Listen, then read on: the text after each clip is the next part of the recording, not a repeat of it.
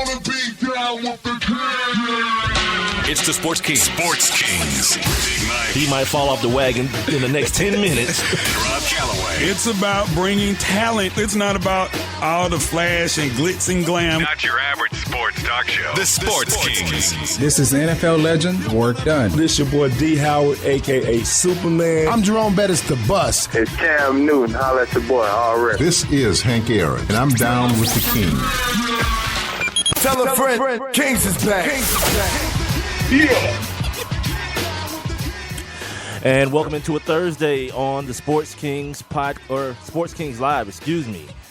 We're being heard via Spreaker.com. That's Spreaker.com. Make sure you spread the word. Tell a friend. We greatly appreciate it. We're also on the Spreaker app via your Android, your Windows, or your Apple device, whatever mobile device you choose to use. Also, Twitter, Instagram, and Facebook, as well as Tumblr now are our social media vehicles of choice. You guys can reach us there at Sports Kings Live. Make sure you're following us because the link to our interactive live chat room will be posted throughout the show.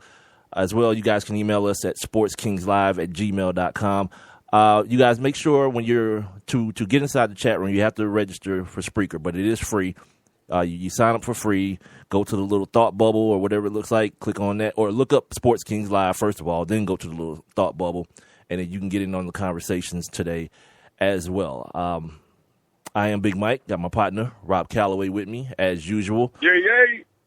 Down here in Metro Atlanta, fighting some heavy storms. I spent probably the last hour making sure that I was internet capable today so we can do this show. It was touch and go for a while. I had to get on phone with my favorite people over there at Comcast and get the old refresh signal sent to the modem here. But fingers crossed, we are here and ready to roll. All right, I'll start off by telling you guys what we got on deck for today.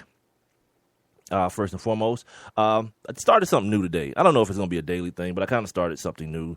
Just question of the day based on the show yesterday. Based on interview we did with Atlanta rap star, old school rap star, Bone Crusher. Just basically asking the question, if LeBron James is not the best player in the world, as he said he is, and as plenty of us say he is as well, then who is? Because I would assume in a competitive sport, someone would have to be. The whole Bone Crusher interview, the more I thought about it after the show yesterday, I don't really think I liked it. And it had nothing to do with him. I don't think that I handled it correctly as far as the correct follow-up questions and basically controlling the interview. I've been trained better than that and controlling the interview and the direction of the interview. So, I'll get better and we'll get better as a show. As well as we'll also do on this day. We'll take a look back. Something that we forgot about yesterday, though. Two things we forgot about yesterday, as a matter of fact. One, yesterday marked the second, don't want to call it anniversary, the second year that has passed since Aaron Hernandez murdered Odin Lloyd up there in Massachusetts. So we forgot. Oh, not gonna say we forgot. I didn't realize it till today. I saw it somewhere else today. And also yesterday was the anniversary of Kevin Garnett's famous flub after winning the championship. Anything is possible, when the actual Adidas slogan is impossible is nothing. That's what the actual slogan was. So we kind of botched that, but I felt like that was kind of. We have more NFL news or NBA news today. Season ended just 2 days ago. Yeah. So now it's time for guys to be talking about money. Some stuff that I left out yesterday. So a great analytical article about jump shooting teams and how really it's not a new phenomenon as far as champions are concerned. And I felt like it was very fascinating. And it kind of dispels that whole myth of jump shooting teams not winning championships. Got some big time news, maybe inevitable news, but still I feel big time news right here in the city of Atlanta as far as the Atlanta Hawks are concerned. So we'll definitely jump headfirst into that. What else? U.S. Open started today. Don't really know hardly what's going on. I know there's been a whole lot of talk about the course itself, but just saw a little funny story today. Is this the same course where they were playing the collegiate tournament, where they were saying that the ground is so hard out there out there on the course? I'm not sure if it's the same one. It's up in Washington, in Washington State. Yeah, I think that's it. Yeah, I think that's it. Yeah, they're having the same issues in the fact that they're doing a lot of changes. Like I think in tournament, they're making changes to the holes. I heard someone say there's only one tree out there. That's weird. Yeah, so that's tight. I don't know a lot about what's going on, but I just got this funny little, anecdote, and an MLB story that's kind of been floundering for the last couple of weeks, and it's kind of surfaced again this week. So I wanted to discuss that as well. But first, before we get into all this sports stuff, real life is happening. Yeah. In Charleston, South Carolina, soon while we were actually doing the show yesterday, or maybe soon after we ended, sometime last night, a shooting happened in a. I always find myself kind of irpy saying a historically black church in Charleston, South Carolina. I believe 9 people were injured. As of the last time I saw, 3 people, the pastor, another young man, and a young lady were among the dead. I don't know if that count has gone up since then, because I'm gonna be, first of all, in total transparency. Not for lack of a better word, just I'm in a state of ignorance when it comes to this. I have the article up right now in front of me, as a matter of fact. I didn't do a lot of reading about it. I had CNN on for about, 20 minutes today. And then the social media thing, that's where I got the initial, this morning. I wake up every morning, I try to see what's going on just in the world and sports, first thing before I even roll out of bed. And that just hit me in my face. I'm like, what the hell's going on? What are people talking about? And then, came to my bearings, got my bearings, and realized what was happening. But then that thing that kind of happened where it feels like people have a hard time maintaining 2 separate thoughts in their brains at one time. I'll explain what I mean. Just to correct something. That is 9 people that are dead. That are dead, actually. Not injured, but they're 9. Yeah, they died. Those 9 people are dead. Okay. So, I guess what they were saying today was they only released 3 of the names. Okay.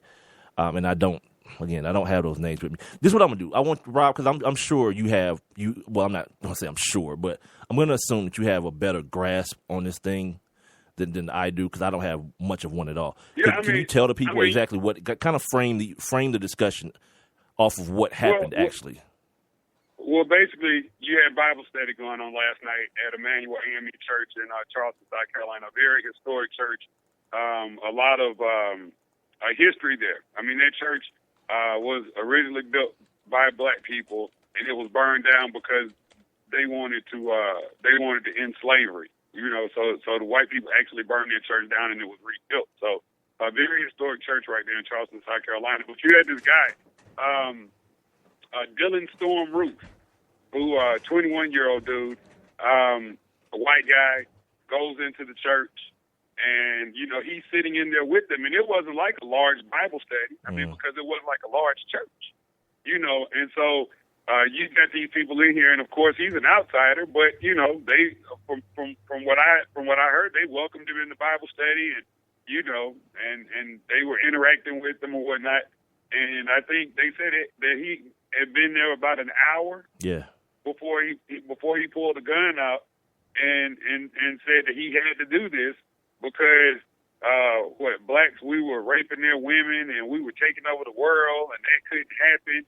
And then he began shooting. Wow. See, I heard a much smaller, much shorter speech. What I heard earlier was that he just said, "I'm here to kill black people." But he said a lot more than. Yeah, he said that. Yeah, he said a lot more. Wow. Yeah. And so you end up with a situation where 9 people are dead.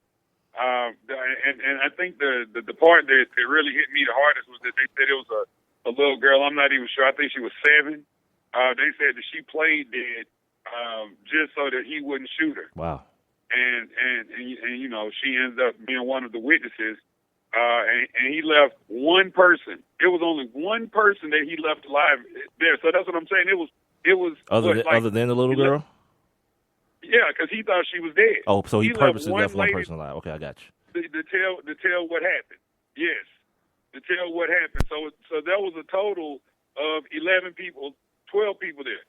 He killed 9, the little girl, the lady he let live, and himself. Right?